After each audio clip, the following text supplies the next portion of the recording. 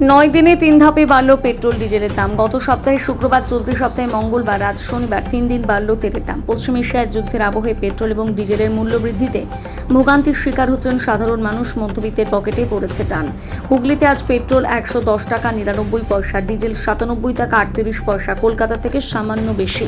প্রধানমন্ত্রী জ্বালানি সাশ্রয়ের কথা বলছেন। সাধারণ মানুষের প্রয়োজন তেল, গাড়ি নিয়ে বেরোতেই হয় যাদের, তাদের পকেটে টান পড়ছে।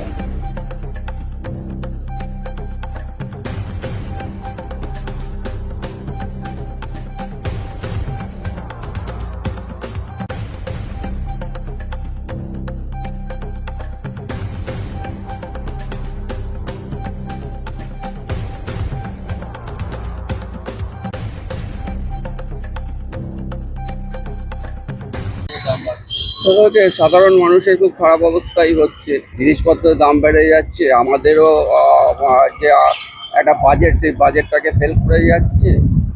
সবারই সব কিছু অসুবিধা হচ্ছে। এভাবে তো চলতে পারে না, দিন দিন বেড়েই যাচ্ছে। আর এটা এমনভাবে বাড়াচ্ছে 1 টাকা 2 টাকা করে, যাতে লোকের না রেগে যায়। মানে একবারে 10 টাকা বাড়ালে লোকের চোখে পড়বে বা লোকে চুপে যাবে, তার জন্য 1 টাকা 2 টাকা করে ডেইলি বাড়িয়ে যাচ্ছে। এই তো চলছে। দিনে 3 বার এটা এরকমটা হয়নি আর। তো কি করা যাবে? তো আমাদের তো কিছু করার নেই আমাদের হাতে। যাদের করার আছে তেল তো করতেই হচ্ছে, তেল তো করতে হবে, এই কাজে, অফিসের কাজে তো যেতেই হবে। অন্যদিকে কাটছাট করতে হচ্ছে বাজেট। হ্যাঁ হ্যাঁ হ্যাঁ, সে তো করতেই হবে। দেবব্রত চক্রবর্তী। মানে এটা সত্যি মানুষের পক্ষে প্রচুর চাপ হয়ে যাচ্ছে। এরকম ভাবে বাড়লে তো এটা আমাদের যা সামলানো খুবই মুশকিল।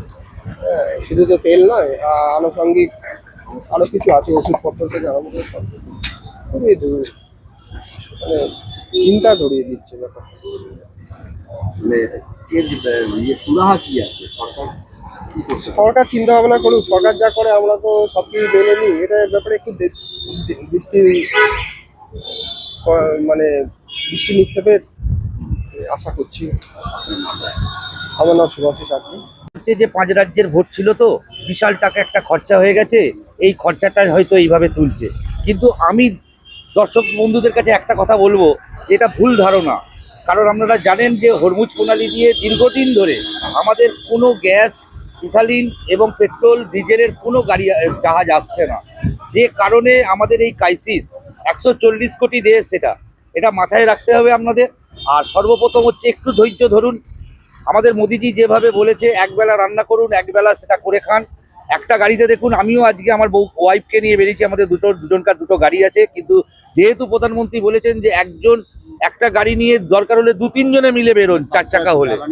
জ্বালানি সাশ্রয় করা, গ্যাস সাশ্রয় করা, তা এইটা আপনাদের কাছে মোদিজি যেমন ভাবে বলেছে এইভাবে একটু চালান। আমরা আস্তে আস্তে এটাকে রিকভার হয়ে যাবে। সাধারণ মানুষের মানে কি, আপনার হোটেল, সেরস্তা, আপনার বিভিন্ন জায়গায় রেস্টুরেন্ট, সবের খাবারের জিনিসের দাম বাড়বে। এসেলে প্রচন্ড পরিমাণে অসুবিধা হবে। তেলের দাম থেকে শুরু করে যা কিছু হয়, ডাল চাল, আশঙ্কা করছে আরো বাড়তে পারে। বাড়তে পারে, এটা ঠিক কথা। আরো কিছুদিন আমাদের কষ্ট করতে হবে। তা এই বাড়াটা যাতে আরো বেশি না বাড়ে, তার জন্য আমাদের একটু সংযত থাকতে হবে।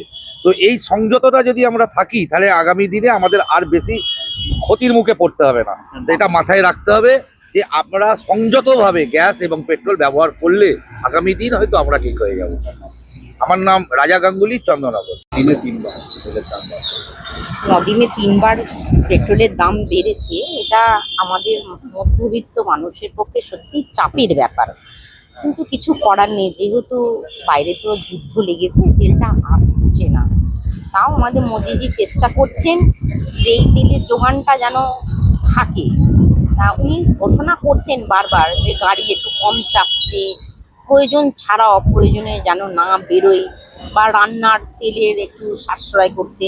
আর তেলের দাম বাড়া মানে সব জিনিসেরই দাম বাড়া।